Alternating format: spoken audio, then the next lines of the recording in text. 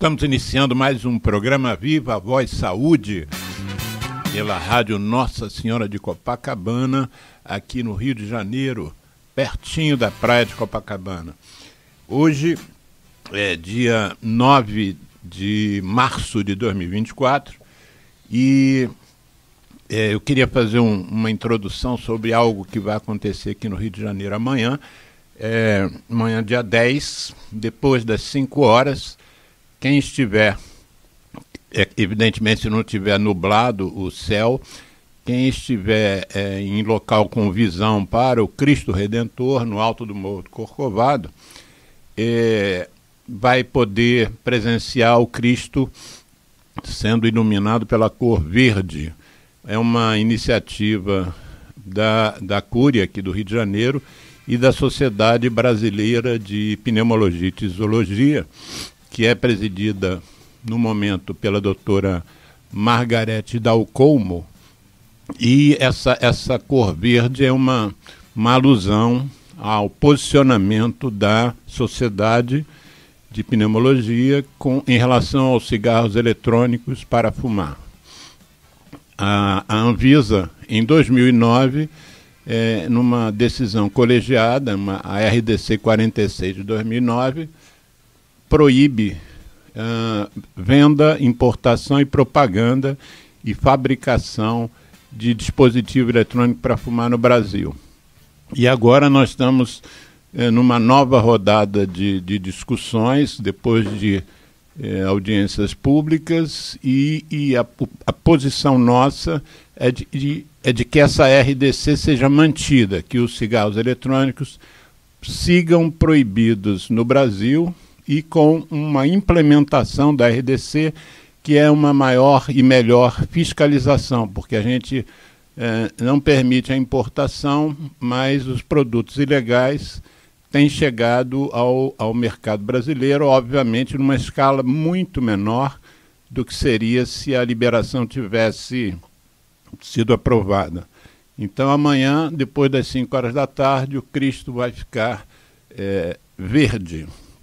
O nosso programa hoje tem um convidado que faz a gente dizer que é efetivamente uma honra para o programa, para mim e para o Geraldo Rodrigues, que é o meu operador e o técnico aqui, porque é uma figura, não só uma figura querida no nosso meio, mas é uma figura que tem uma história de lutas pela saúde pública brasileira que é absolutamente admirável. Nós, há algum tempo, queríamos trazê-lo aqui ao programa. Ele, no momento, não está morando no Rio de Janeiro, mas calhou, depois de alguns meses, e depois de amanhã ele vai estar numa livraria aqui do Rio de Janeiro, a livraria Travessa, que é no Shopping Leblon, aqui no bairro do Leblon, e ele vai estar lançando o livro, deixa eu pegar aqui para ler o título. O livro chama-se SUS, uma biografia, lutas e conquistas da sociedade brasileira, então escrito pelo convidado Luiz Antônio Santini e com a coautoria do Clóvis Bulcão. Luiz Antônio Santini, médico, e o Clóvis Bulcão, que não pôde estar presente hoje aqui ao programa, ele é escritor e historiador também. A história do Dr. Santini, do Dr. Luiz Antônio Santini, é uma história muito rica. Em geral, eu estava preparando a chamada do programa e estava organizando o currículo que você me mandou, em geral. Eu parei para almoçar, porque era tanta coisa que eu, às vezes, quando estou trabalhando muito no computador, eu saio, volto para não ficar. Parei para almoçar. O currículo do nosso convidado é realmente uma beleza, né? Antes da gente, vamos deixar para falar no livro, propriamente dito, durante o segundo bloco do programa, mas a sua história é também a história do livro, né? Quer dizer, a sua participação nas ações de saúde pública aqui no Brasil fazem. Você, se alguma outra pessoa tivesse escrito o livro, teria que reservar um capítulo, na minha opinião, um capítulo do livro para você. Contando aí os seus feitos e, sobretudo, as suas lutas, né? Porque depois nós vamos falar sobre esse título, mas eu achei muito interessante você ter escrito Lutas e Conquistas da Sociedade Brasileira, né? Não é uma conquista nossa dos profissionais de saúde, não é uma conquista só dos parlamentares que levaram isso à frente, mas é uma conquista da própria sociedade. Depois você vai explicar para a gente o que motivou esse título. Mas vamos falar um pouquinho de você, Santini, para quem não é do meio, né, não conhece a sua história. Você é médico, né, fez cirurgia torácica, fez mestrado, fez também especialização em saúde pública. Mas conta um pouquinho da sua história. Inclusive, eu pedi a algumas pessoas que fizessem perguntas a você, que eu fizesse perguntas a você, e uma delas me deu uma sugestão de perguntar a você para falar sobre Santa Isabel. Então, começa de Santa Isabel, que é onde você nasceu, né? Isso. Que bom, Alexandre. Eu queria primeiro agradecer muito a você, a essa oportunidade de estar aqui, a gente conversar. Você é um grande amigo e eu admiro muito o seu trabalho, sobretudo sua luta pela questão da luta antitabagista no Brasil e a dedicação que você tem a isso. E isso, para mim, é um motivo de grande admiração que eu tenho por você, além da amizade e desse seu trabalho. E também desse seu trabalho de divulgação, né, que você faz com tanto empenho aqui através da rádio. Então eu queria cumprimentar vocês por isso. E me associar primeiro à iniciativa de amanhã, quer dizer, com todo o empenho. Eu diria que é fundamental que a mobilização da sociedade com relação a essa questão que às vezes parece um pouco complicado. Quer dizer, você tem que entender assim, não, vocês são a favor da proibição e por que não a favor da regulamentação? E isso está muito claro para nós, mas muitas vezes não está muito claro para as pessoas. A proibição é porque nós estamos proibindo, na verdade, quer dizer, o que está sendo proibido pela Anvisa, na verdade, no país, é um dispositivo cuja finalidade é viciar as pessoas em nicotina, para ampliar o consumo de cigarros, de tabaco, etc. Então, não é uma coisa inócua, não é uma iniciativa democrática, ao contrário, é uma iniciativa que visa viciar as pessoas. Então é muito importante esclarecer isso. Eu estou totalmente solidário com esse movimento. Bom, e a respeito da nossa conversa hoje, quer dizer, um pouco a meu respeito aqui da sua pergunta, eu diria o seguinte: eu sou um caipira. Eu nasci num distrito de Valença. Santa Isabel do Rio Preto é uma pequena vila, né? Que é originária ali dos plantadores de café do século XVIII, XIX no Brasil, e que teve como todas essas vilas, essas regiões, teve uma decadência muito forte a partir da quebra do café. E eu sou originário dali, e meu pai era um pequeno agricultor que trabalhava numa fazenda que, por sua vez, era do meu avô, que também não era meu avô sanguíneo. Ele criou meu pai. Meu pai foi adotado em Macaé pelo meu padrinho e avô, que era médico, e que cuidava naquela época da malária naquela região de Macaé. E meu pai ficou órfão, os pais dele morreram, provavelmente na gripe espanhola, e ele então foi adotado pelo meu padrinho, que eu considero meu avô, e que era um médico sanitarista, e que foi uma pessoa muito importante na minha vida depois.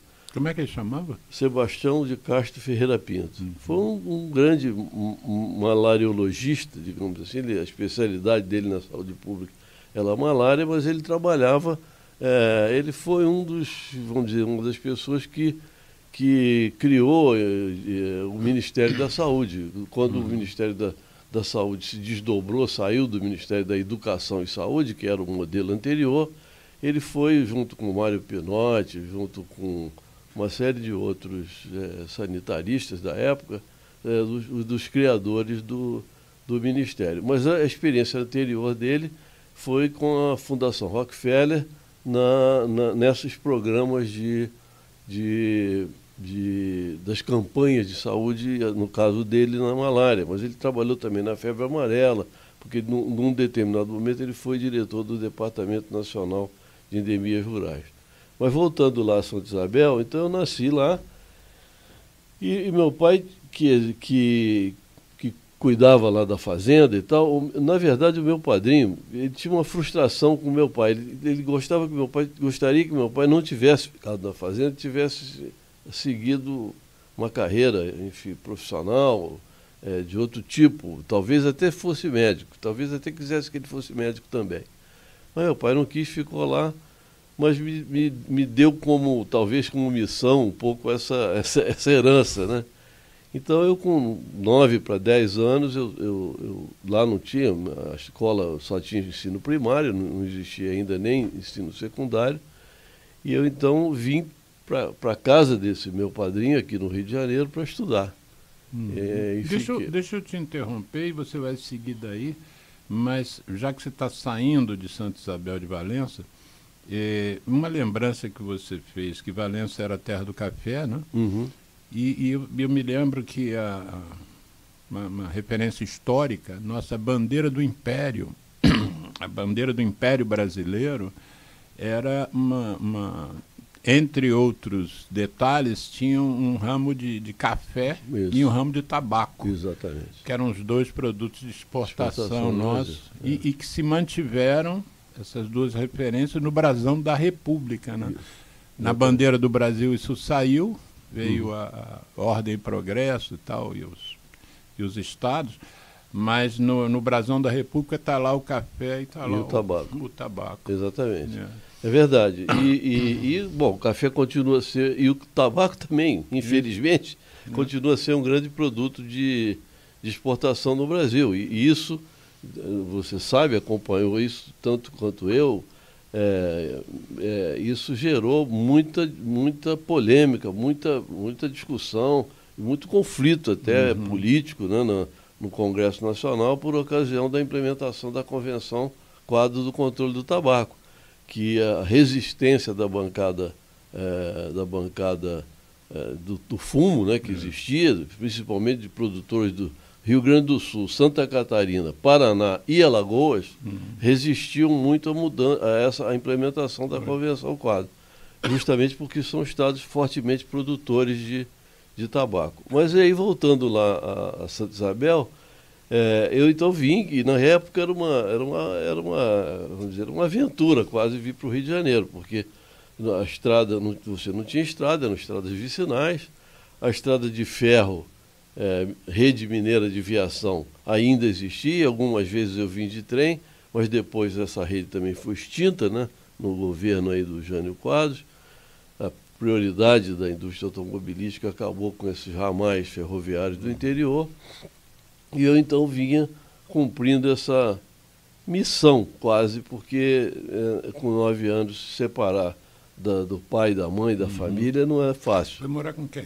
Com meu padrinho, meu avô, esse que criou meu pai, e que foi uma pessoa fantástica na minha vida toda. Quer dizer, além de ter sido generosamente recebido na casa dele até me formar em medicina, ele foi um exemplo para mim de médico, de dedicação à saúde pública. É uma pessoa que eu tenho uma admiração, um carinho, um amor fora do comum. Eu sempre até me emociono muito quando me lembro dele, porque foi uma direção na minha vida, né? E aí vim morar na casa dele, fui muito bem recebido por ele, pela minha madrinha também, que era a esposa dele, que era uma pessoa rígida do ponto de vista da educação, ela tinha uma visão de educação um pouco militarizada, eu às vezes tinha uma certa dificuldade com ela. Mas isso foi importante na minha formação também. E eu estudei no Rio, estudei no Colégio São José, na Tijuca, na Barão de Mesquita, 164, tive ótimos, maravilhosos colegas de que memória, hein, Santinho? Eu estudei, por exemplo, das pessoas que foi meu colega foi o Aldir Blanc. Aldir Blanc? Eu nosso colega, psiquiatra. Exatamente, e foi meu colega de São José, por um período curto, porque depois ele se mudou, ele morava na Rua dos Artistas, depois mudou para o Estácio, e aí mudou de colégio também. Mas por um período nós fomos colegas de sala, até no Colégio São José, e tinha uma coisa interessante, a gente, tanto eu quanto ele, às vezes chegávamos atrasados na primeira aula, e ele já naquela época era apaixonado pelo Noel Rosa, e a gente ficava ali cantando samba na entrada da sala. Eu, Aldir, Luciano Gaguinho, que adorava cantar porque era gago, e eu era a plateia deles dois. Então essa foi uma vida também muito, muito interessante. E o Aldir já dava demonstrações que ia ser compositor, não? O Aldir, sem dúvida, ele era apaixonado pelo Noel Rosa. Mas ele já era poeta, a conversa dele, o papo com ele já era poético, ele já era um cara fora do... E sobretudo naquele ambiente de colégio católico, né, de colégio São José, que era um ambiente um pouco contraditório, quer dizer, não era que fosse assim, um ambiente repressivo. Tanto é que eu comecei a minha vida assim, de movimento estudantil, minha vida política de movimento estudantil secundarista, no Colégio São José. Criamos lá o Grêmio estudantil, isso aí foi na década no final dos, quer dizer, no início dos anos 60, né? E foi pré-golpe militar, foi exatamente nesse período. E nós tivemos apoio de alguns dos irmãos maristas lá do colégio, nem todos. O colégio era dividido politicamente. O Carlos Lacerda tinha estudado no colégio e os filhos dele também. E o Carlos Lacerda, obviamente, era um dos artífices do golpe e tinha um prestígio muito grande no colégio. Então tinha uma divisão política interna. Para quem não tem a referência, o Carlos Lacerda chegou a ser governador do Rio de Janeiro. Governador do Rio de Janeiro, foi um dos artífices do golpe militar, foi um dos artífices da queda do Getúlio, e até o suicídio do Getúlio se deve muito à pressão que o Carlos Lacerda fazia através do seu jornal, a Tribuna da Imprensa. Enfim, é um personagem histórico importante e que era uma figura importante lá no colégio. Então essa é um pouco essa trajetória infanto-juvenil, digamos assim. Mas assim, a sua participação política então já começou no ensino médio, começou né? no ensino que hoje médio, é o ensino médio. Isso, no movimento estudantil secundarista, na Juventude Estudantil Católica, a antiga JEC, né? que era um início de de um pensamento de esquerda na igreja, sobretudo influenciado pela encíclica Populorum Progresso do Papa João XXIII, que começou a discutir a doutrina social da igreja, né? Começou a implementar essa visão da igreja pelo lado social. Isso teve uma influência muito grande nos colégios católicos na época, e, como eu falei, dividiu um pouco a visão dentro da própria igreja. E aí você tinha no Rio de Janeiro a expressão clássica disso, o D. Helder Câmara, de um lado, e o D. Jaime Câmara, que era um conservador, e mais aqueles bispos, o bispo de Campos, que era um cara ligado, inclusive, à direita fascista, a TFP, o bispo, como é que é o nome dele? Esqueci agora, Dom Antônio qualquer coisa. Mas era a direita da igreja, e junto com o Dom Cândido, Dom Proença Sigor, que era um bispo de Diamantina, que também era um prócer da direita. Então esse embate dentro da direita, eu vivi isso já no movimento estudantil, dentro da igreja, né? E já como aqui no Rio de Janeiro, junto com pessoas que depois foram para a AP, até foram para o movimento político mais radicalizado da luta armada, etc., o Betinho, o Frei Beto, o Paulo Vieira, todo esse pessoal que foi... Por que ninguém teve a mesma projeção do Dom Helder nesse espectro mais à esquerda? Ele ficou assim como um grande ícone da igreja mais voltada para o social. Na verdade, ele teve uma projeção maior, porque também eu acho que ele teve, inicialmente, ele foi um alvo muito evidente da repressão. Mas a gente teve outros personagens aqui, por exemplo, aqui no Rio de Janeiro, 2 personagens muito importantes. Dom Valdir Calheiros, que foi bispo de Volta Redonda e Barra do Piraí, e bispo da Resistência, que chamava, porque ele foi ele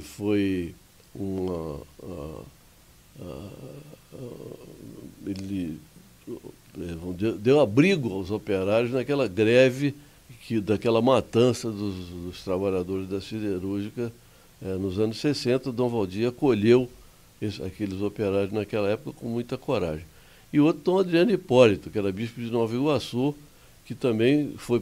Dom Adriano Hipólito foi preso, torturado, extremamente agredido, né, pela sua atuação social em Nova Iguaçu. Aliás, Dom Adriano tem importância na construção do movimento popular de Nova Iguaçu pela saúde. Na Baixada Fluminense, sobretudo na região de Nova Iguaçu, havia uma coalizão ali que envolvia pessoal do PCdoB, tipo na época a Lúcia Souto, Zé Noronha, do PCB, Antônio Ivo, e a igreja. Eles tinham uma coalizão chamada MAB, Movimento, eu esqueci, a sigla era MAB, mas era um movimento popular que foi um dos pilares do que eu chamo aí a questão da luta de conquista da sociedade. Foi um dos pilares, foi o MAB, esse movimento de Nova Iguaçu, que tinha forte participação da igreja. Aliás, tem um episódio curioso nessa história. O primeiro caso de dengue, eu estou falando isso porque está agora uma epidemia de dengue, o primeiro caso de dengue, o primeiro surto de dengue ocorrido no estado do Rio foi no governo Brizola, no início do governo Brizola. Era uma doença pouco conhecida. Início da década de 80. Início da década de 80. E era uma doença muito pouco conhecida. E os primeiros casos apareceram em Nova Iguaçu. E, curiosamente, os primeiros casos apareceram em torno de uma região onde existia uma fábrica da Bayer, da empresa farmacêutica Bayer. E que o movimento popular de Nova Iguaçu identificou aquele quadro sintomático inicial, prurido, petequias, febres, não sei o quê. O movimento popular identificou aquilo como contaminação ambiental e partiu para a luta. Então, fecharam a fábrica. Fecharam a Rio-São Paulo para fazer manifestação contra a Bayer. Até que os epidemiologistas, e aí a importância muito grande do secretário de saúde da época, Eduardo Costa, mas principalmente do Cláudio Amaral, um grande epidemiologista, que era o secretário de epidemiologia da Secretaria Estadual de Saúde, eles identificaram o primeiro caso de dengue, que foi um motorista de caminhão que pegou a doença no Acre e foi quem trouxe a doença para o Rio de Janeiro e dali se espalhou a dengue. Esse caso é interessante. Muito interessante. É uma história epidemiológica que eu acho que as faculdades de medicina talvez não conheçam, e que seria muito interessante conhecer para entender um pouco como é que é o mecanismo, né, E o lidar com o desconhecido também, né? Aconteceu com HIV, o próprio coronavírus agora, recentemente. Mas aí você entrou acabou a faculdade de medicina e optou por cirurgia torácica. O que fez você fazer uma opção assim? Me fez fazer essa opção. Quer dizer, primeiro foi geral, né? E depois torácico. Tem umas coisas curiosas nessa história, né? Eu sou canhoto e eu tinha uma certa preocupação com a minha habilidade manual. Eu me considerava um sujeito desajeitado. Então, durante a faculdade, nunca me passava pela cabeça ser cirurgião. Eu trabalhava, a partir do terceiro ano da faculdade, eu comecei a trabalhar efetivamente em medicina. Até então, eu fazia muita política estudantil e pouca medicina. Mas a partir do terceiro, quarto ano, eu comecei a trabalhar na emergência. Aí comecei a trabalhar em vários lugares. Trabalhei em maternidade, na Fernando de Magalhães, trabalhei em Nova Iguaçu, no Hospital Iguaçu. Fiz um tour de iniciação médica, digamos assim. E a emergência do Hospital Antônio Pedro, a partir do quarto ano, foi um deslumbramento para mim com a medicina. Eu comecei Antônio Pedro em Niterói. Niterói. Né? Universidade Federal Fluminense. Universidade Federal Fluminense, que foi a minha escola. E ali, naquele hospital, naquele ambiente, que era um ambiente transformador. E você acabou diretor da universidade. Da faculdade. E fui chefe da emergência antes de tudo. Mas meu trabalho na emergência ali, quando estudante, eu fiquei apaixonado por medicina. Até então, eu era apaixonado por uma coisa meio genérica, que estava muito ligada à figura do meu padrinho, do meu avô. Lá. A partir do momento em que eu comecei a lidar com aquilo, eu pensei, não, eu gosto disso mesmo. Isso aqui é isso mesmo que eu queria fazer. Tem vocação. E aí e nesse trabalho eu comecei a dar plantão o hospital estava começando a ter residentes, as primeiras turmas de residentes estavam se formando e eram pessoas excepcionais, dedicadas, trabalhadoras, competentes. E aí eu comecei a trabalhar num plantão de terça-feira à noite com um cara chamado Lutegard Vieira de Freitas. Cirurgião, está aí, foi chefe da cirurgia do Hospital dos Servidores do Estado. E meu irmão, meu amigo, uma irmandade criada a partir dessa admiração e desse contato.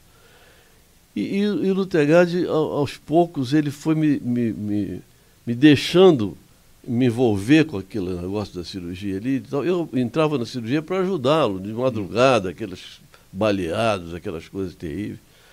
E ele foi... no final de um ano, eu estava apto a fazer coisas que eu achava que eu não seria apto pela minha dificuldade mecânica, manual. Que eu não tinha nenhuma, na verdade era uma coisa da minha cabeça. E aí eu comecei a me interessar mesmo pela cirurgia, e aí apareceu na minha vida um grande professor, um grande cirurgião, que foi para a nossa equipe de plantão, para essa de terça-feira, que era o professor Osmar Sequeira, que era um grande cirurgião torácico. E que me estimulou para a cirurgia torácica. Eu passei a frequentar o serviço dele na Santa Casa, a Enfermaria 32, e lá tive contato com o Amarino de Oliveira, com os grandes caras da medicina e da cirurgia torácica, e da radiologia e da clínica, Júlio Polissuc, não sei. E eu fiquei... Essa é minha praia. É minha praia. Amarino radiologista. Radiologista, grande Amarino. Melhores que eu conheci. Um dos melhores, um caracaço, um cara maravilhoso. Porque ele não era só radiologista, ele era médico. Né? Ele sabia medicina pra caramba. E era de uma escola que sabia medicina. Pedro Ângelo, Felício Jara. Uma escola do Emília Amorim, né? Da Clínica Sorocaba. Eram um dos melhores radiologistas daquela época. Inovadores e tal. Bem, aí fomos indo ali naquela história e aí eu fui para a minha paixão de vida, que foi o Sanatório de Correias, onde eu fui trabalhar, dar plantão e também participar da cirurgia torácica de lá. Da endoscopia, fazia, enfim, você sabe, endoscopia, fazer aquelas broncoscopias de tubo rígido em paciente positivo de tuberculose. Fala um pouquinho porque isso é uma história interessante também, porque hoje as pessoas sabem que tuberculose tem tratamento, né? Tem remédios. E enfim, os remédios gratuitos, os remédios não são vendidos na farmácia, só mesmo o SUS.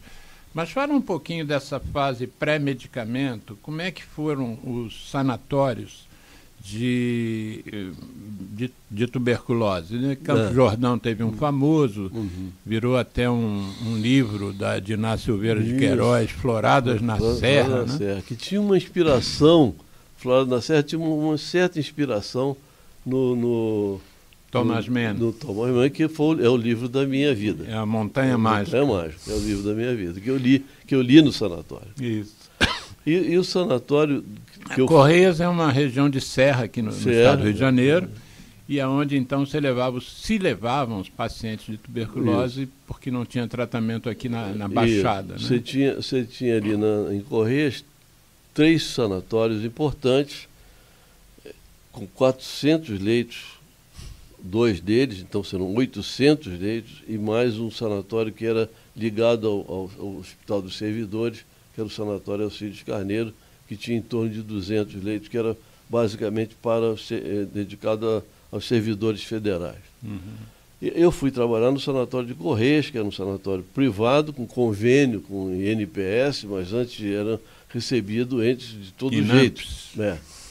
Era um hospital grande, 400 leitos, doentes crônicos, resistentes ao tratamento de hidrazida, streptomicina e PAS, que era o tratamento clássico, né, da tuberculose.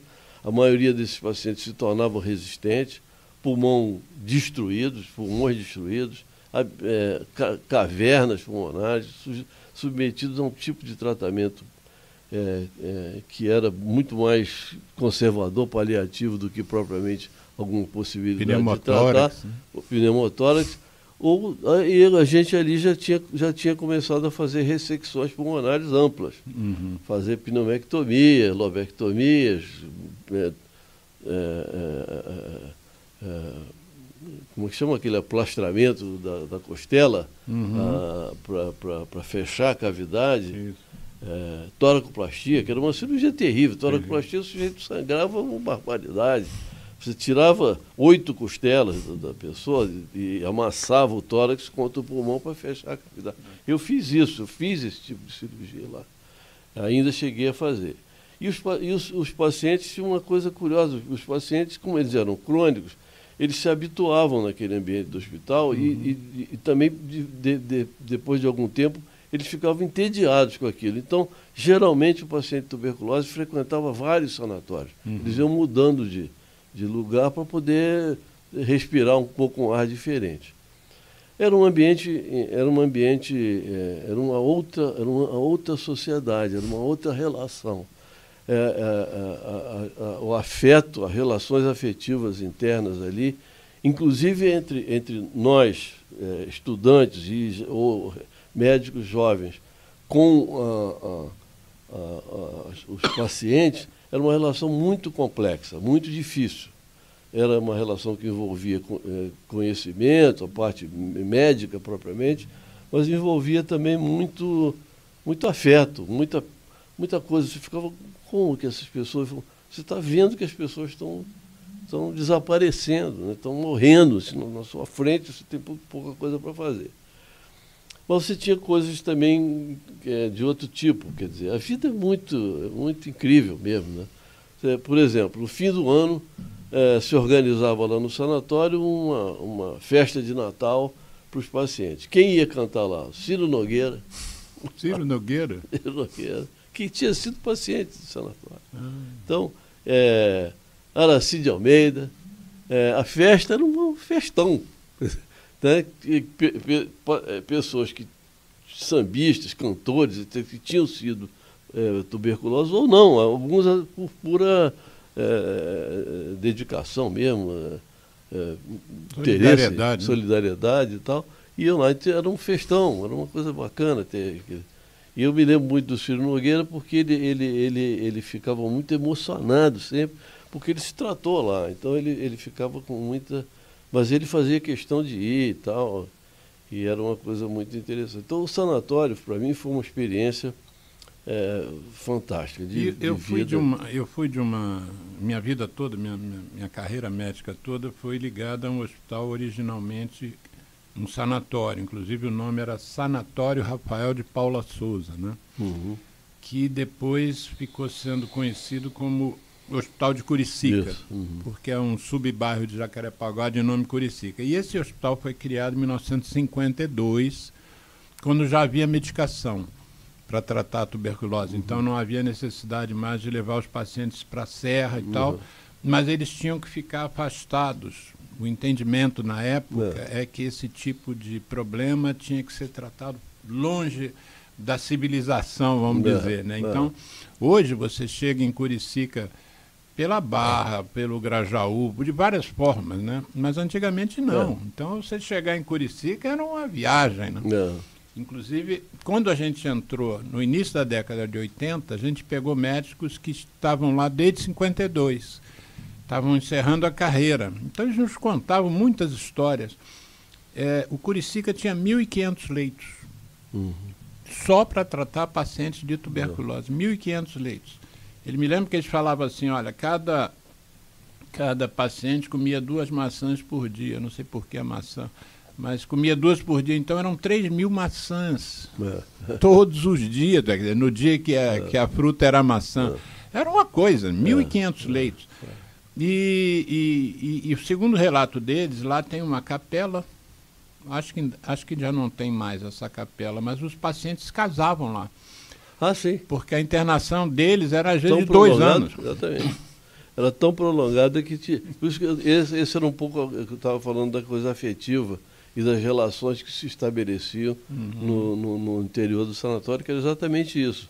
Você tinha relações que chegavam a isso, a casamento e tal, mas também tinha desavenças. Era uma outra sociedade, só que era uma sociedade enclausurada. Isso. Né, enclausurada. Por que dizem que os melhores cirurgiões de tórax são aqueles que passaram, pelo menos da geração, por exemplo, sua, que passaram por cirurgia de tuberculose? É porque a cirurgia de tuberculose era extremamente difícil. Quer dizer, o tipo de lesão que a tuberculose provocava no pulmão e na pleura, na região, era um tipo de lesão que o acesso ao pulmão ou ao hilo pulmonar para fazer uma ligadura dos vasos era dificílimo. Muitas vezes a pleura estava calcificada. Então, aquelas placas, né? Você, para entrar numa cavidade torácica de uma pleura calcificada, você quase precisa de instrumental que o cirurgião de hoje nem é capaz de reconhecer. Então, realmente, você tinha tudo isso e depois, você para realizar a cirurgia propriamente, quer dizer, por exemplo, uma ressecção, uma coisa assim, você tinha que refinar tudo outra vez e ter habilidade para os pequenos movimentos delicados para evitar um sangramento, perfurações, etc. Então, eu acho que o treinamento de um cirurgião torácico naquela época era um treinamento muito, muito difícil. E outra coisa era o pós-operatório. O pós-operatório é difícil. Eu me lembro que a gente, quando não tinha CTI naquela época. Nada, não tinha CTI. O pós-operatório era feito numa sala contígua ao centro cirúrgico. E com quem eu mais aprendi pós-operatório no sanatório foi com um auxiliar de enfermagem chamado Gibson. Auxiliar de enfermagem? Auxiliar de enfermagem. Porque ele aprendeu tudo acompanhando ali vários casos. Quando eu cheguei no sanatório, ele já estava lá há 20 e tantos anos. Então, ele sabia tudo. E o pós-operatório de um paciente de tórax naquela época era complicado, por isso o sangramento, havia um sangramento grande, persistente, então a reposição sanguínea, o controle hidroeletrolítico, tudo isso era feito, claro, pelo médico e tal, mas quem estava ali no dia a dia, eu aprendi naquilo ali também a respeitar intensamente o trabalho da equipe multiprofissional. Por isso que eu estou dizendo, eu não aprendi pós-operatório É claro que eu aprendi no livro, aprendi com o Márcio Torres, aprendi com um monte de médicos importantes. Mas lidar com o doente no pós-operatório, eu aprendi com o Gibson, que era um auxiliar de enfermagem. Eu aprendi tudo com ele. Diga uma coisa, você poderia ter ido para vários campos, né, dentro da medicina e mesmo como cirurgião, mas você acabou tendo quer dizer, você é um sujeito diferente, né, porque você começa uma coisa e vai até o fim, né? Você graduou-se na Fluminense, na Universidade Federal Fluminense, passou a ser da equipe de cirurgia geral, e depois acabou diretor da universidade. Mas teve um momento na sua vida que você foi parar, saindo da tuberculose, você foi parar no câncer. Foi. Como é que foi essa sua ida para o INCA? Para o INCA, teve vamos dizer assim, eu tive um processo de aproximação, vamos dizer assim, com o INCA. Primeiro, quando fui superintendente do INAMPS, em 85, 86, né, no Nova República, primeiro, o INCA dependia do INAMPS, porque o INCA era do Ministério da Saúde e o Ministério da Saúde não tinha dinheiro para bancar o INCA. Então, ainda no período dos governos militares, na época do ministro Valdir Arcoverde, que era um sanitarista importante, esse capítulo da saúde pública no governo militar é interessante. Mas, enfim, voltando a isso aí. O Valdir Arcoverde entendeu que o INCA era um hospital importante e que precisava de apoio. Então foi feito, na época, o Nildo Aguiar, que era um cirurgião do INAMPS, tinha sido diretor do Hospital de Ipanema, era uma pessoa extremamente comprometida com a medicina do Rio de Janeiro. O Nildo Aguiar, e era muito criativo, criou um mecanismo de financiar o INCA, através de um mecanismo chamado de cogestão. Ele fez isso inspirado, inclusive, na campanha, que também foi criada a campanha de tuberculose, assim como a do câncer, assim como a da saúde mental.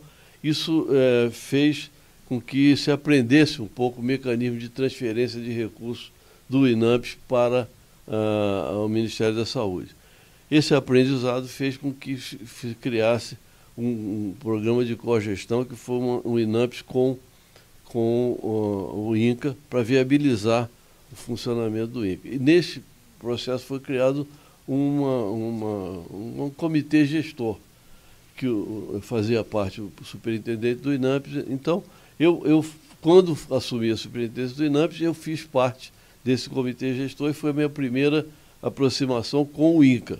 Com a cirurgia de pulmão, de câncer, não, porque isso lá no Antônio Pedro eu já fazia, na cirurgia torácica, a cirurgia de câncer.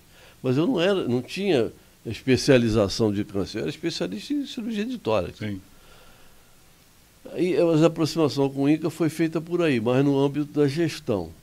E depois, quer dizer, não fiquei quando saí da superintendência do INAMPS, eu voltei a atuar como cirurgião por um tempo no Hospital da Lagoa. Você foi da Lagoa também? Fui também. E depois Hoje nosso colega Gustavo Modesto Leal está lá. Exatamente. E depois eu então fui... eu passei... Depois eu deixei... Porque eu convivi durante algum tempo com atividade de gestão e com atividade médica ainda. Mas para mim era incompatível. Eu sou um pouco obsessivo com as coisas e eu não tinha tido... Quer dizer, na verdade, a minha vida profissional ela acabou correndo de uma maneira muito rápida. As coisas foram acontecendo muito rapidamente e, por exemplo, eu não tive tempo de constituir, por exemplo, uma equipe cirúrgica minha. Quer dizer, minha no sentido de não que eu fosse o dono, mas que fossem pessoas que trabalhassem comigo. E eu não conseguia sozinho manter os cuidados pós-operatórios necessários do paciente e a atividade de gestão. E eu acabei optando pela atividade de gestão, pela política. E aí entra a questão do livro. Como é que eu chego nessa história da política? Eu chego porque o movimento da saúde pública cresce no país e aí eu fui um pouco incorporado nesse movimento por participar dele, por me interessar, por ter... Bom, para a gente daqui a pouco ir para o segundo bloco, mas não deixar de mencionar que essa sua história no INCAS levou, por exemplo, você a ser o diretor-geral do Instituto Nacional do Câncer de 2005 a 2015, não é isso? Isso, foi.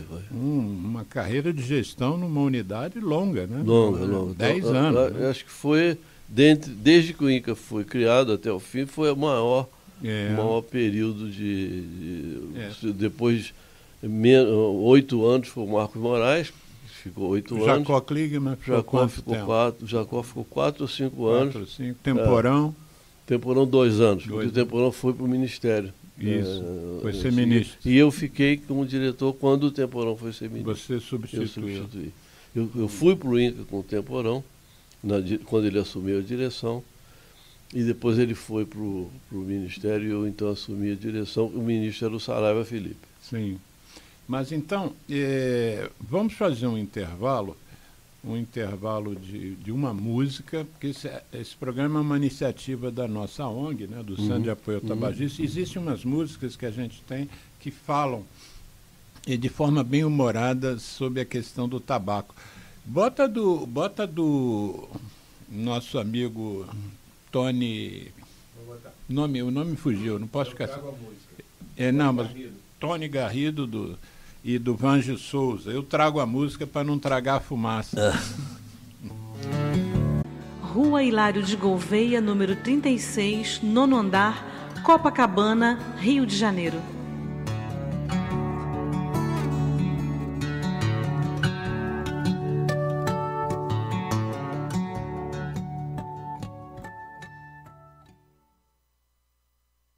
Eu me chamo Tony Garrido, junto de Vange Souza, a gente convida a dizer não ao cigarro, não ao tabaco.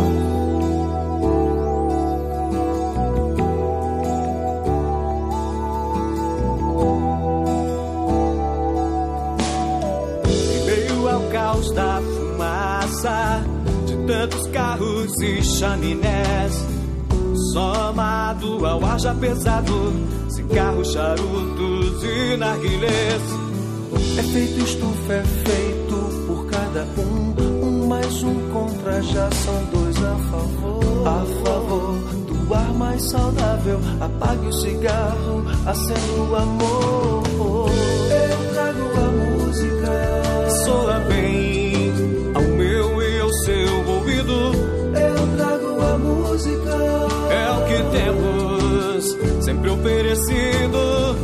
Eu trago a música, respiramos melhor o planeta e nós. Eu trago a música, mundo sem tabaco, levante a sua voz.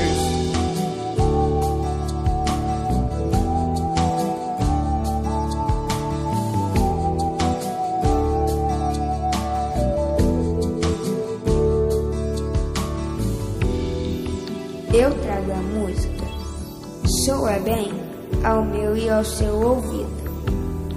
É o que temos, sempre oferecido. Eu trago a música, respiramos melhor o planeta e nós. Mundo sem tabaco, levante a sua voz. Efeito estufa é feito por cada um mais um contra, já são 2 a favor. A favor do ar mais saudável, apague o cigarro, acenda o amor. Eu trago a música, soa bem ao meu, ao seu ouvido. Eu trago... ZYU 201, Associação Comunitária Nossa Senhora de Copacabana, 98,7 FM, Rua Hilário de Gouveia, 36, 9º andar, Copacabana, Rio de Janeiro. Telefone 3649-3411. E-mail estudionsc@gmail.com.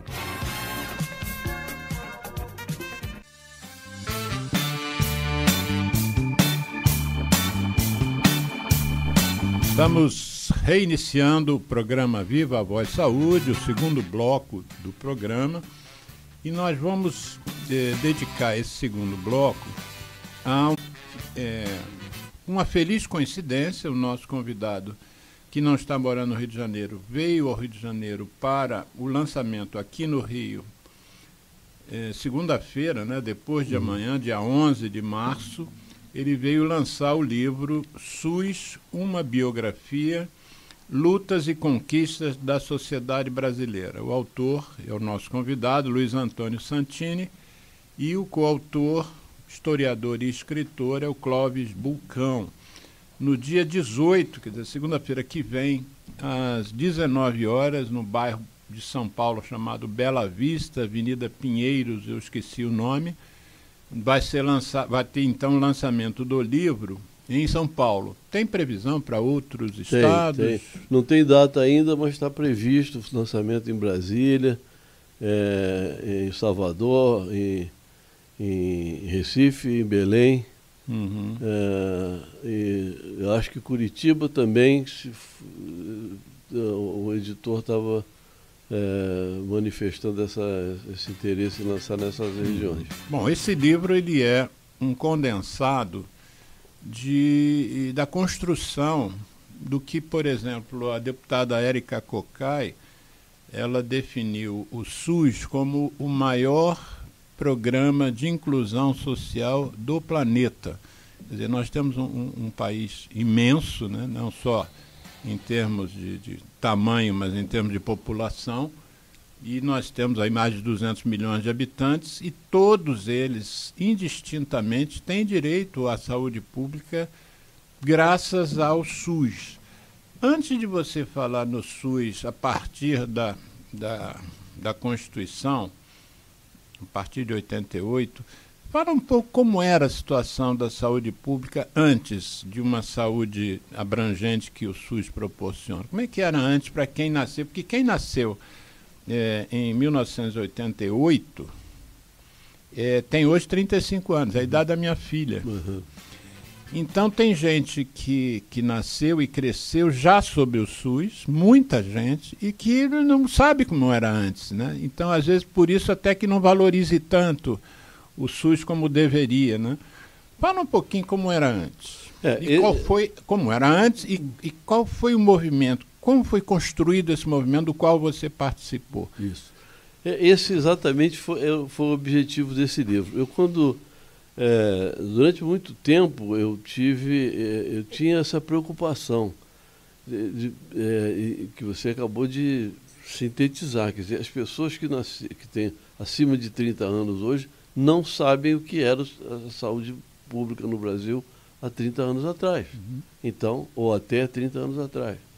Então, mas é preciso saber, é importante que saiba. Inclusive, médicos, estudantes de medicina precisam saber. Uhum. Porque muitas vezes as pessoas fazem críticas muito ácidas ao SUS. As críticas são necessárias, mas a acidez nem sempre, porque é preciso entender esse fenômeno histórico. E também por isso que eu falo das lutas e conquistas da sociedade, não de um movimento, de um determinado grupo, de um determinado profissional, qualquer coisa assim, não. É uma conquista da sociedade brasileira. Mas para isso as pessoas precisam entender mesmo, conhecer mesmo um pouco essa história. Então esse era o grande objetivo do livro. E eu, há muito tempo, pelo menos 5 anos, é que eu tenho a vontade de contar um pouco essa história. Mas eu não sou historiador, claro, e eu tinha um pouco de receio de fazer isso de uma maneira enfadonha, chata, ficar contando uma história que eu não sei contar direito, não saberia contar. Até que, mas eu tenho sempre conversado com isso, com vários amigos sobre essa possibilidade, e alguns assim com muita clareza conversei sobre isso. Um foi com uma jornalista chamada Cristina Ruas, que é uma excelente jornalista, trabalhou comigo no INCA, foi minha assessora lá de doutorado em tabaco social, com doutorado na área de tabaco, foi assessora de da Universidade Federal Fluminense de Comunicação, também da Secretaria Municipal de Saúde de Niterói. Foi formada nesse ambiente da construção da saúde pública lá em Niterói. Então, é uma pessoa maravilhosa e foi uma pessoa que me estimulava muito. Vou mandar o link do programa para ela. Exatamente. Então, que bom. Cristina Ruas. Cristina Ruas. E que é filha de um grande jornalista, Carlos Ruas. E a outra pessoa, Walter Zosch, que é também jornalista, comunicador, trabalhou comigo também no INCA, era o responsável, foi responsável por uma parte mais organizacional da comunicação, sobretudo a parte de comunicação digital, mas é uma pessoa também muito dedicada. E esses dois personagens, os dois amigos e dois grandes profissionais, eles, nós fizemos, a propósito de escrever o livro, a propósito de escrever o livro... Nós dois estamos tossindo. Hein?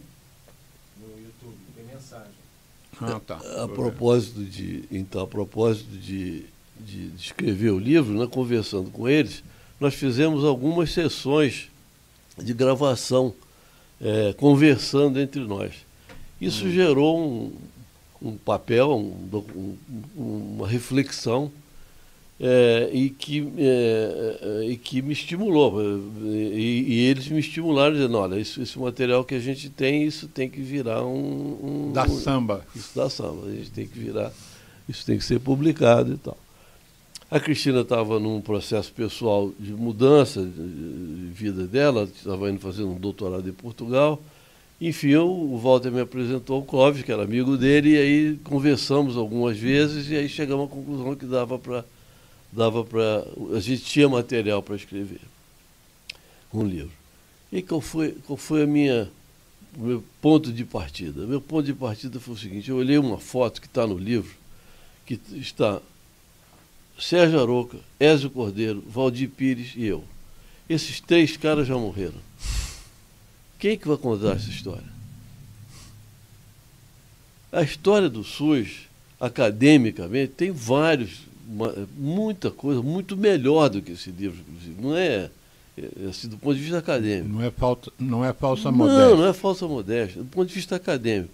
Mas do ponto de vista de imersão no processo, não tem nenhum até agora igual a esse.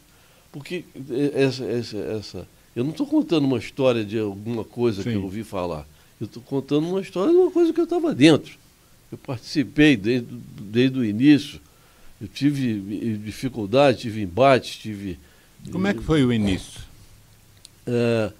Não, na verdade é o seguinte, quer dizer, o início do SUS é muito antes do SUS, né? É a questão seguinte: o Brasil, na década de 70, sofreu, e nós estamos falando de um período da ditadura militar, quer dizer, entre os anos entre 64 e 70 e alguma coisa, houve além da politicamente a ditadura militar, houve uma mudança, ou começou um processo de mudança sociológica no Brasil importante. Quer dizer, houve por exemplo, a população cresceu, quer dizer, houve um crescimento acelerado da população. A taxa de fecundidade no Brasil era grande, o número de filhos por família era alto. Então a população brasileira em 40 anos cresceu o que a França levou 200 anos para crescer. E nesse período, além disso, houve uma urbanização. Então grande parte da população veio para os centros urbanos. Foi para os centros urbanos, só que sem que houvesse uma capacidade de absorção disso. Ao mesmo tempo que teve essa mudança demográfica, você teve uma grande mudança epidemiológica. A população começou também a ter outros problemas de saúde, envelhecer, ter doenças crônicas. Então você teve uma mudança demográfica, começou a ter uma mudança epidemiológica, você começou a ter uma mudança tecnológica. Em 1976 ou 77, não me lembro exatamente o dia, a data, mas o Dr. Zerbini fez o primeiro transplante de coração no Brasil. Isso é uma mudança tecnológica muito importante. Assim como os novos medicamentos começavam a aparecer, os hospitais universitários. Então, estava havendo uma mudança na sociedade e essa mudança não estava sendo acompanhada de uma estrutura de saúde para poder resolver. As nossas estruturas de saúde... O nosso SUS, em 81, explodiu a AIDS. Exatamente. Uma coisa completamente inusitada. Exatamente. E a nossa estrutura de saúde não tinha nenhuma capacidade de absorver isso. Além disso, 50% da população não tinha acesso a nada. As pessoas não sabem o que é, e você sabe porque você viveu isso também. As pessoas não sabem o que é reconhecer, chegar um sujeito no hospital e ser chamado de mulambo, de indigente. Era assim que as pessoas eram tratadas. Quem é que tinha direito? Por exemplo, os hospitais, isso a população mais jovem tem a menor ideia, né? Conhece o hospital como o Hospital da Lagoa, conhece como o Hospital do Andaraí, conhece como o Hospital de Ipanema, mas não sabe que o Hospital da Lagoa era chamado de Hospital dos Bancários, do Andaraí dos Marítimos. Categorias tinham direito a um hospital e só aquela categoria. Só aquela categoria, exatamente. E esses eram os felizes, que tinham direito a alguma coisa, que eram os trabalhadores urbanos. Os trabalhadores rurais não tinham direito a nada.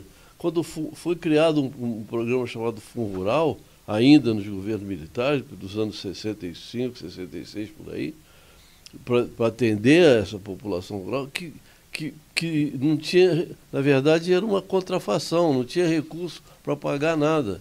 Então, essas pessoas da zona rural eram atendidas nas Santas Casas como indigente. Filantrópico. Né? Não tinha direito nenhum a coisa alguma. Então, essa sociedade, digamos assim, é que começou a demandar. E aí houve um marco importante nessa história, que foi a crise da Previdência Social. Porque a partir do momento em que mesmo esse grupo de beneficiários, vamos dizer assim, dos institutos de previdência, mas cada instituto era separado, cada um tinha uma lógica diferente, uma forma de pagar diferente, uma forma de acessar diferente. Então, e havia denúncias, fraudes, etc. Então foi criado o INPS, quer dizer, o Instituto Nacional de Previdência Social, que juntou todos esses institutos. Depois, o INPS foi dividido em 3 componentes: o INAMPS, que era assistência médica, o INPS propriamente, que era aposentadoria e pensões, e o IAPAS, que era a parte de administração financeira desses recursos. Essa era a estrutura previdenciária. Isso aí atendia, como a gente já falou, só os trabalhadores registrados, que tinham carteira assinada. Quem não tinha Fora carteira disso, não tinha direito a nada. Nada. Era a filantropia, era... Aliás, é a segunda vez que você fala em filantropia. Eu vou te fazer um corte só para lembrar uma coisa que você me disse no início, que esse livro está sendo lançado agora segunda-feira no Rio e dia 18 em São Paulo. Mas aí eu perguntei, surgiu o assunto de um novo livro, né? Uhum. E já antecipo que uma das suas ideias é escrever um livro sobre a filantropia, né? Sobre a história da filantropia na saúde brasileira. O papel da filantropia na saúde brasileira, que é muito importante. Uhum. Em várias... Eu vou inclusive mandar para o deputado Antônio Brito, baiano. Sim, que foi presidente das filantrópicas. Não, e dentro do Congresso ele é a voz das Santas Casas. Né? Ele é muito dedicado a esse tema e é presidente da Frente Parlamentar da Tuberculose, que foi uma conquista. Aliás, eu consegui, tenho esse orgulho de ter ajudado a que ele assumisse esse papel que inicialmente ele estava relutando. E com uma ajuda curiosa, a ajuda do presidente do partido dele à época, que era o PTB, uma ajuda do Roberto Jefferson, que o ajudou a aceitar esse convite que a sociedade civil estava fazendo a ele, o programa de tuberculose, e o Roberto Jefferson teve uma participação, veja bem, né? Pois é, então, eu também conheço bem o Antônio Brito, já tive vários contatos com ele na época que estava no INCA, ele era da Comissão de Saúde da Câmara, e por acaso conheço também o pai dele, Edivaldo Brito, que foi... O pai dele eu não conheço. Foi prefeito de Salvador E foi... O pai dele foi prefeito de Salvador? Prefeito de Salvador. Eu desconhecia. Edivaldo Brito, um grande advogado, uma figura extraordinária, e que o Edivaldo Brito foi meu companheiro também no Conselho de Administração do IBAM, que é o Instituto Brasileiro de Administração Municipal. Eu sou membro do Conselho Gestor do IBAM, e o Edivaldo Brito também. Atualmente, inclusive, ele é o presidente do Conselho. E o Antônio Brito tem vozes aí cabalando voto para ele ser o presidente da Câmara. Né? Ele é um dos nomes. Que bom que fosse, porque eu acho que ele é uma pessoa que tem história de luta, né? O Antônio Brito. Mas, enfim, então, só voltando. Então, na verdade, quer dizer, essa coisa da Previdência terminou numa grande crise da Previdência no início dos anos 80.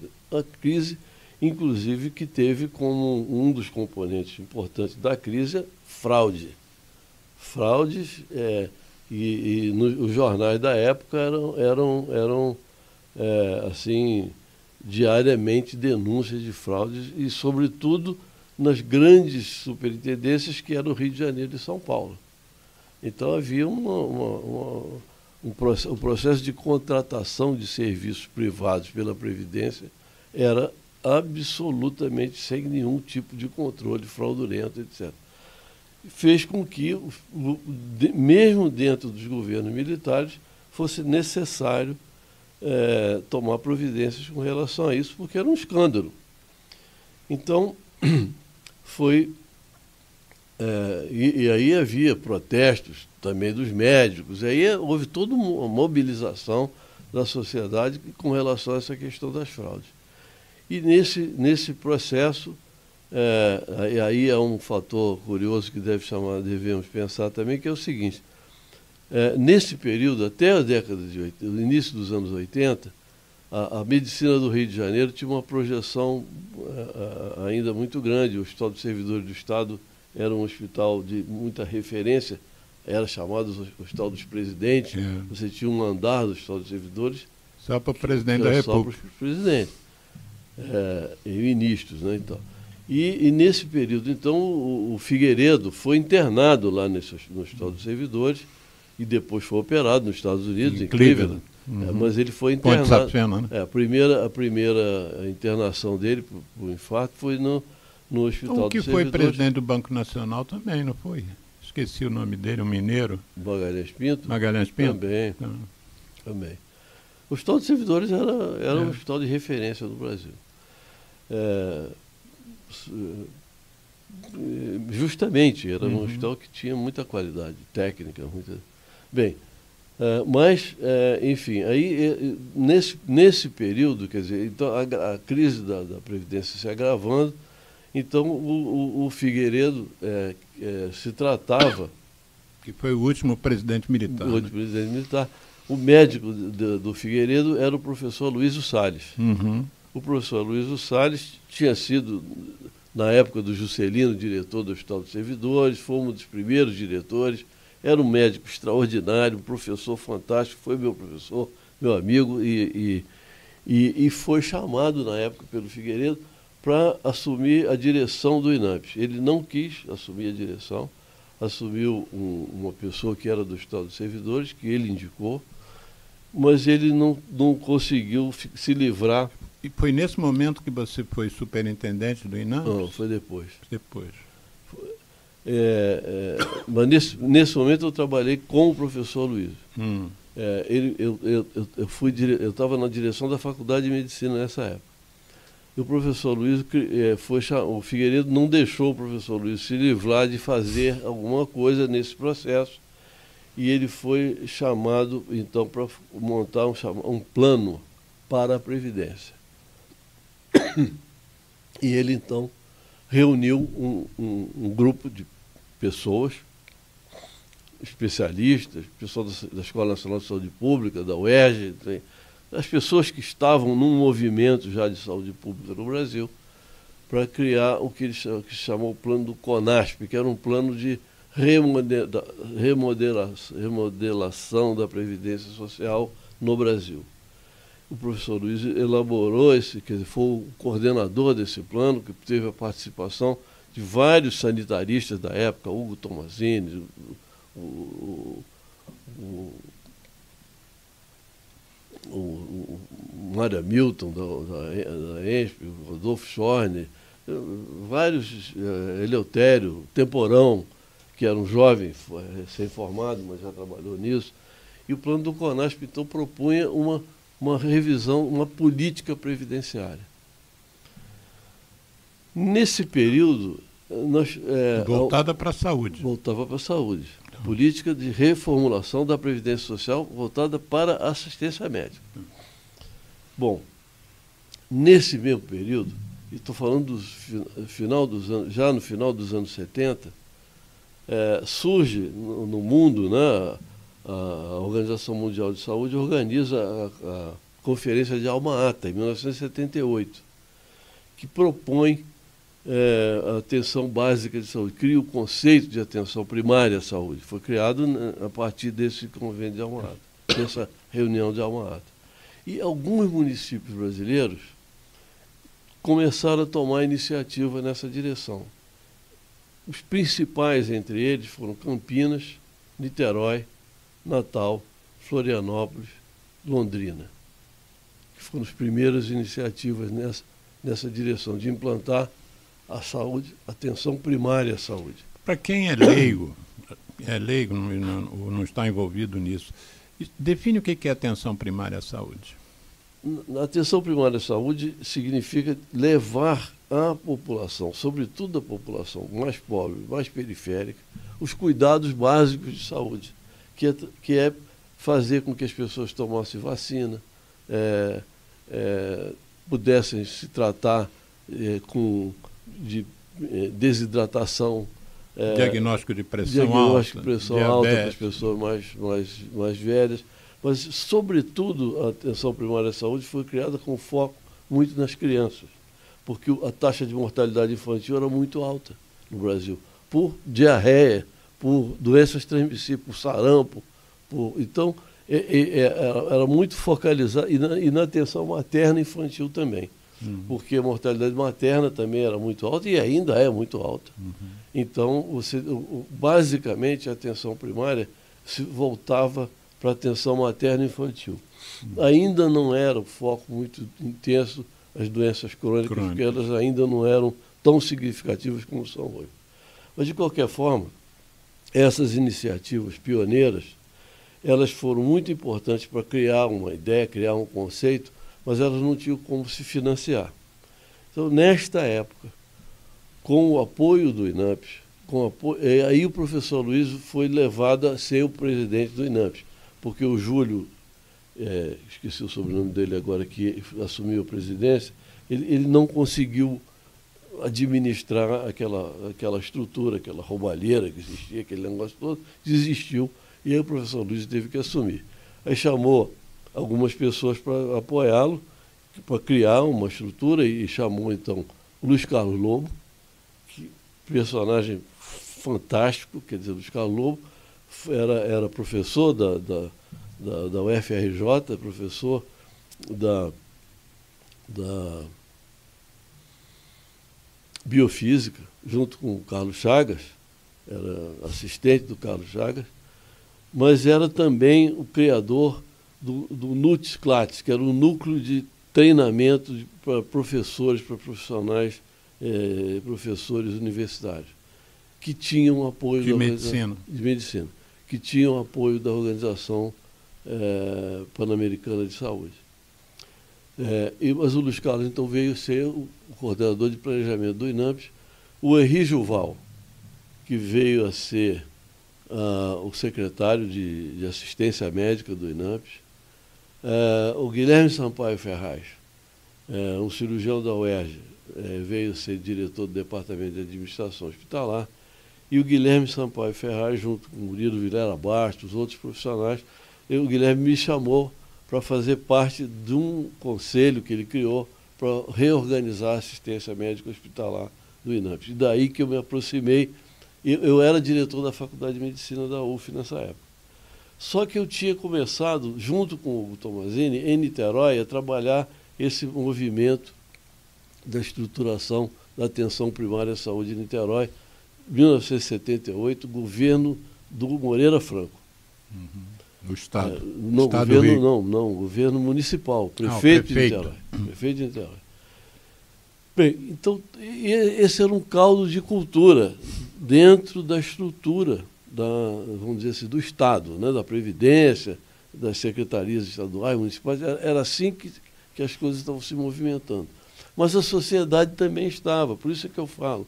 Quer dizer, no Rio de Janeiro, a FAMERG, Federação das Associações de Moradores, a FAFERJ, Federação dos Moradores das Favelas, e várias outras entidades populares, por exemplo, eu citei, falando de Nova Iguaçu, do MAB, começaram a se mobilizar com relação à questão da saúde.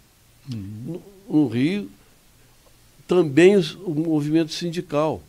Não podemos esquecer da figura extraordinária do Roberto Chabo, que foi o presidente do Sindicato do Rio de Janeiro. Sindicato dos Médicos. Que mobilizou, mas o foco do Chabo não era só os médicos, ele mobilizava a população a partir do Sindicato dos Médicos. Então, Chabo, Rodolfo Rocco, Bigu, Bulhões, né? São caras que eram figuras emblemáticas desse movimento que ainda não se chamava um movimento sanitarista, era um movimento amplo, muito mais amplo. Mas dentro desse movimento foi também criado, aí os sanitaristas começaram a se mobilizar, a se organizar e criaram o SEBS, que é o Centro de Estudos de Saúde Pública. E o SEBS, o primeiro presidente do SEBS foi um paulista, Zé Rubens de Siqueira, Temporão foi presidente do SEBS. O SEBS foi um think tank, um núcleo de pensamento da saúde pública, um núcleo formulador do que veio a ser depois a saúde pública. Mas o SEBS era multipartidário, embora tivesse uma influência muito grande do Partidão, do Partido Comunista Brasileiro, mas também era amplo, ele não era fechado no partido. Então tinha participação de várias outras organizações. Mas fazia parte de uma grande mobilização, que era a mobilização já pela Constituinte, pela democracia. Então, por isso é que eu falo da luta da sociedade brasileira. A luta e conquista. O SUS é resultado da luta pela democracia. A 8ª Conferência Nacional de Saúde tinha como lema assim, saúde é democracia, democracia é saúde. Mas a 8ª Conferência foi o ponto culminante de um movimento. Esse é que está contado a história do livro. Como é que isso tudo se deu? Esses movimentos, a criação do SEBS, a criação da Abrasco, a atuação da Organização Pan-Americana da Saúde apoiando movimentos de mudança aí nos municípios, a criação de mecanismos de financiamento do INAMPS para municípios, fazendo uma coisa que era muito questionada, porque era considerada até por muitos ilegal. Como é que você repassa o dinheiro que é arrecadado da Previdência Social, portanto, contribuição do trabalhador, para um município que não é contribuinte, quer dizer, para atender a não contribuinte. A luta para atender doentes para atender doentes sem carteira, não previdenciários nos hospitais era uma batalha campal. As pessoas não aceitavam. Alguns médicos também não aceitavam. As pessoas achavam que iam deteriorar o hospital, que iam comprometer. Você imagina botar um indigente do lado do... Era assim que era visto. Era uma coisa preconceituosa. Era uma coisa terrível. É inacreditável. É inacreditável. Então, quando as pessoas hoje olham para o SUS e não... Então, essa história, eu achava que ela era importante ser conhecida. E na Constituinte, quer dizer, a Constituinte, para quem não sabe, não viveu isso, houve primeiro a Comissão Arinos, né? A Comissão Afonso Arinos, em 1987, que eu, aliás, fui um dos médicos, que isso era numa estrada chamada Teresópolis-Friburgo. Havia um centro chamado Centrecom, e lá vários sábios brasileiros ficaram hospedados, se não me engano, uma semana ou duas, e a gente precisava ter médico muito de idade, né? E eu fui um dos 4 médicos que se revezou dando plantão lá. E eu acompanhei algumas coisas que é um projeto de constituinte, né? Em 87 eles entregaram isso para os deputados que haviam sido eleitos com esse fim, de fazer uma nova Constituição. Mas qual é a sua lembrança? Assim, havia gente contra? Assim, e que tipo de pessoas contra? Porque foi uma aprovação unânime, eu não me recordo. Da Constituição? Da questão do SUS, da criação... Não, pois é, isso é interessante também. Bom, a Constituinte foi um momento maravilhoso no nosso país, né? Quer dizer, nós vivemos... Eu acho assim que... Eu me considero a minha geração, a nossa geração, a geração que viveu conscientemente esse momento da transformação do Brasil, da Constituinte, enfim, da luta pela democracia, é uma geração privilegiada. Nós vivemos um processo histórico que eu acho que nunca tinha se dado antes e não sei se poderá se dar no futuro com tamanha mudança, um envolvimento no processo de mudança. Então, a Constituinte foi Pode chamar de Constituição Cidadã, né? Isso. A Constituinte foi um processo muito, muito rico, muito bonito, mas muito complexo. Você, por exemplo, uma parte da sociedade, uma parte, sobretudo, da esquerda brasileira, não concordava com a Constituição da forma com que foi convocada. Quer dizer, achava que a Constituinte tinha que ser exclusiva. A nossa Constituição foi feita por um Congresso que foi eleito para uma gestão de 4 anos e que também era constituinte. Havia uma discussão sobre isso e tal. A outra discussão era essa. A proposta de Afonso Arinos era a ideia do Sarney, na época, desse segmento mais conservador, era que a Constituição tivesse um pré-projeto, assim como foi de 1937, o Milton Campos fez a chamada polaca, né, a Constituição criada no gabinete. As pessoas tinham medo que a Comissão Arinos fizesse a mesma coisa. Então o projeto do Afonso Arinos foi rejeitado e a Constituição começou do zero. E aí é que entra a riqueza de tudo isso. E no caso da saúde, a saúde teve um papel extraordinário. Aí sim, a estrutura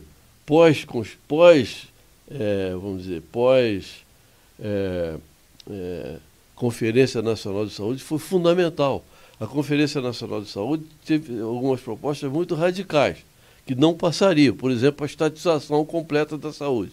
Não só não passaria, como seria um desastre. Então, mas passou, houve essa proposta, não, ela foi aprovada.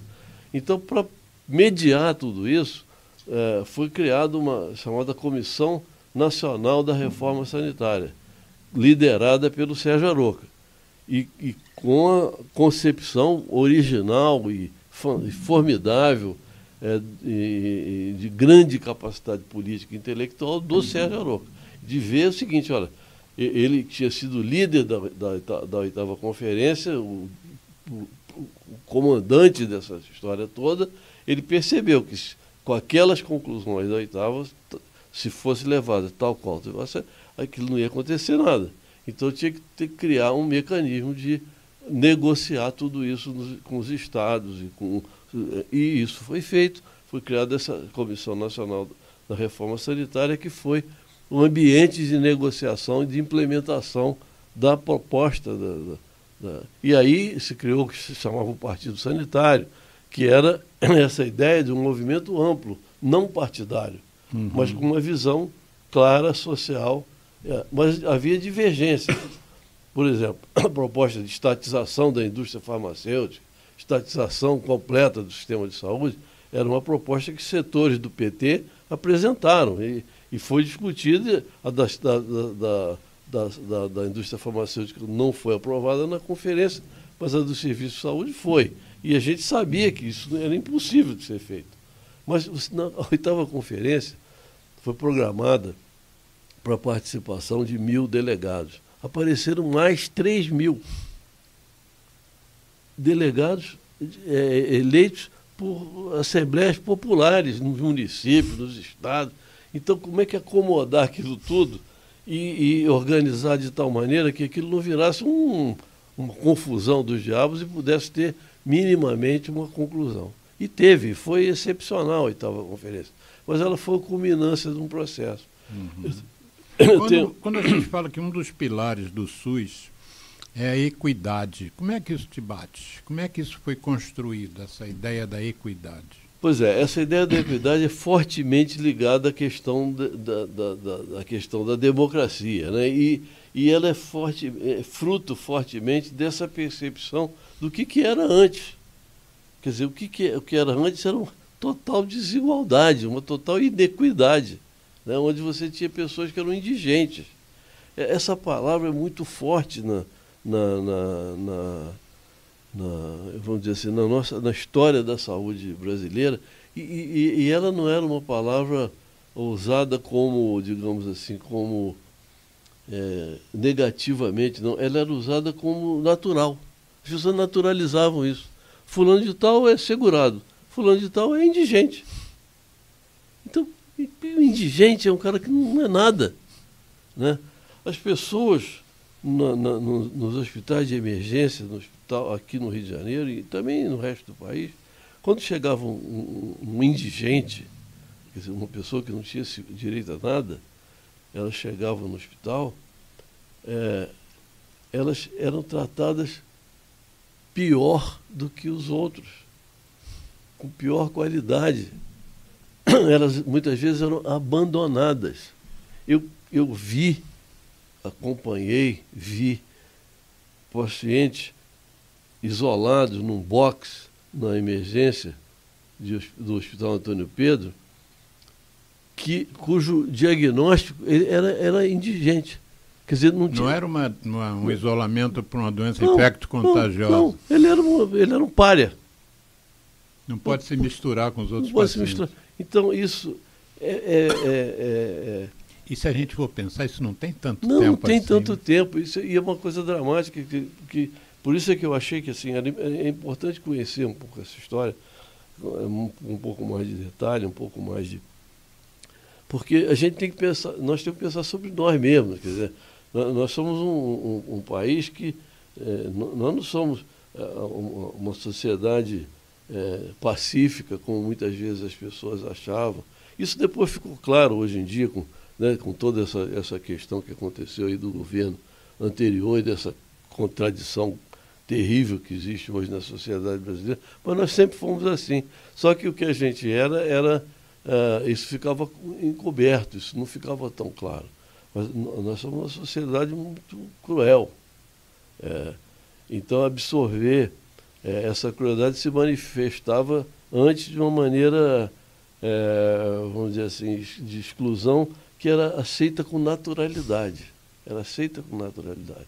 Então, a questão da equidade, é uma questão central. Os escravos eram aceitos com naturalidade. Você estava mencionando, nosso programa já está se encaminhando para o final, mas eu não queria que você deixasse de repetir algo que você me falou, que foi lá em Valença, né? Na época do café, século XIX, cidade rica e tal. Depois o café caiu, o lucro, né? As exportações reduziram, e você disse que largaram os escravos. Né? Foram abandonados, completamente abandonados. Aquelas grandes fazendas, grandes propriedades, as pessoas ficavam perambulando pelas ruas lá, não tinha nenhum tipo de...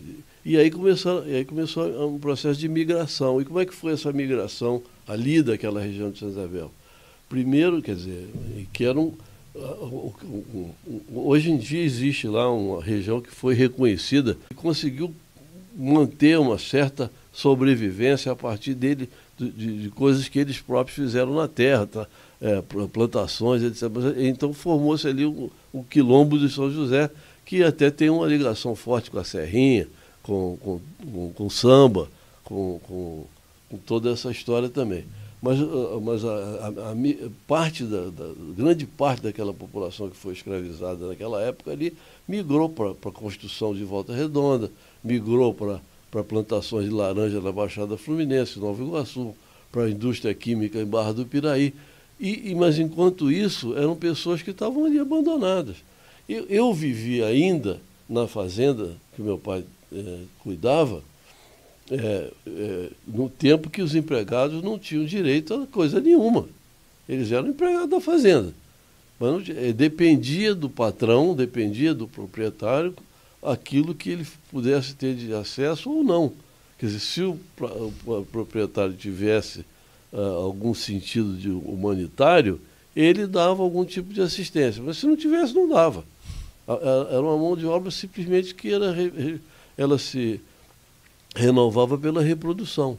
Não tinha nenhum outro componente. Olha só, nós estamos alguns comentários aqui no nosso chat. Confluência Desenvolvimento Humano diz que honra um médico tão renomado, nosso convidado, valorizar a equipe multiprofissional. Relato extraordinário, comentário desse grupo Confluência Desenvolvimento Humano.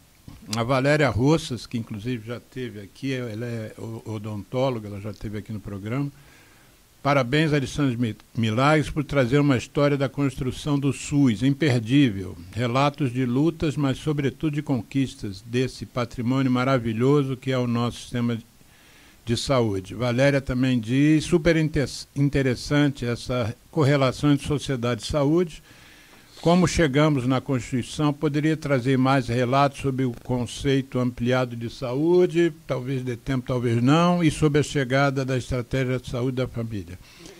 A Valéria continua, é legítimo conceber o conceito de equidade como redução, isso foi, a gente acabou sem querer tocando nessas respostas. Mas sobre isso que ele falou, conceito ampliado de saúde, eu não sei exatamente o que ela quer dizer com isso, mas te bate alguma coisa, não? Não, eu acho que sim. Eu acho que, na verdade, quer dizer, essa é uma discussão, assim, academicamente hoje, ela ocupa uma agenda aí no mundo todo, a saúde global e tal, mas no fundo é isso, quer dizer, saúde é decorrência não só da questão do adoecimento, né, mas é decorrência também de questões ambientais, de salário, de condições de vida, de educação. Quer dizer, esse é um conceito ampliado. Habitação. Habitação, transporte. Então, o SUS, ele já nasce com esse DNA. Né? Então, hoje em dia, que você vê essa discussão mundialmente aí, quase que resgatando essa ideia, muitas vezes não há referência, e eu acho isso uma injustiça, não há referência a essa adoção desse princípio, como foi feito pelo SUS há tantos anos atrás.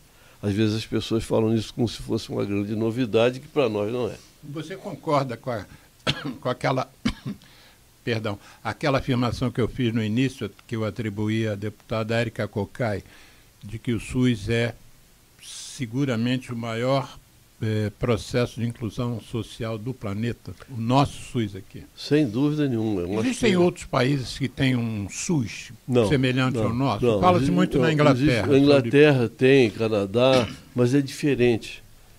Primeiro considerar o seguinte, aliás, isso é uma coisa interessante, muitas pessoas falam que o SUS foi inspirado na Inglaterra. Não foi. O sistema de saúde inglês, ele é anterior ao SUS, é de 1948, a doutrina Beveridge, que é um deputado que propôs, ele tem, vamos dizer, afinidades conceituais do SUS com esse sistema.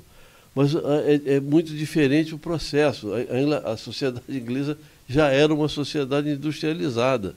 É completamente diferente de uma sociedade rural, como éramos nós naquela época ainda. Com grande parte da população excluída, como eu falei, e com diferenças, inclusive, organizacionais também. O sistema inglês é um sistema nacional, centralizado. O nosso sistema é descentralizado. Nós temos 5.000 e tantos municípios envolvidos no sistema, 27 estados, 27 estados. Então, a complexidade do nosso sistema é maior, mas a efetividade dele também é bastante importante, bastante significativo.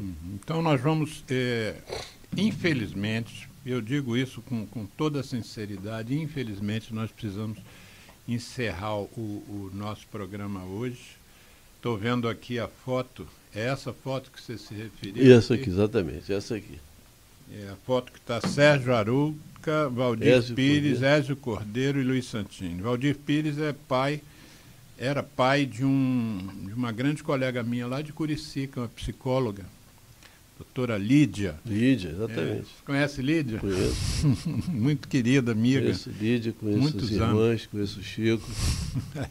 A gente conhece muita gente em comum, né? Os irmãos Gerard, já mencionamos aqui. Isso.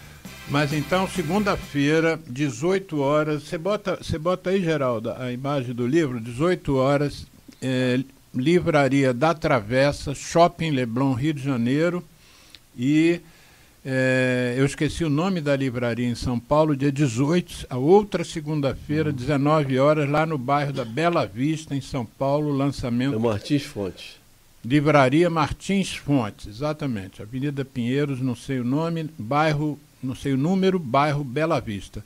Muito obrigado, Santini, você ter se disposto a passar esses momentos aqui conosco. Aprendi muito com você e vou ler com o maior carinho e já vou ganhar um autógrafo. Enquanto o Geraldo vai aí preparando o encerramento do programa, eu vou ganhar o autógrafo aqui do autor e depois eu levo o livro amanhã para ganhar o autógrafo do coautor, Clóvis Bulcão. Geraldo, muito obrigado. Você quer se despedir da gente também? Sim, com certeza, Alexandre. Muito obrigado. Eu que fico muito honrado, muito feliz. E você me proporcionou aqui a possibilidade de rememorar, até mais do que rememorar, em alguns momentos até de reviver certos períodos assim. Que memória você tem, hein? Muito bons da minha vida. Aliás, eu considero a minha vida muito boa. Como todas as pessoas, a minha vida não foi simples nem fácil, mas foi boa. Tem sido boa. Muito obrigado. Essa é uma das ocasiões em que ela é muito boa. Muito obrigado.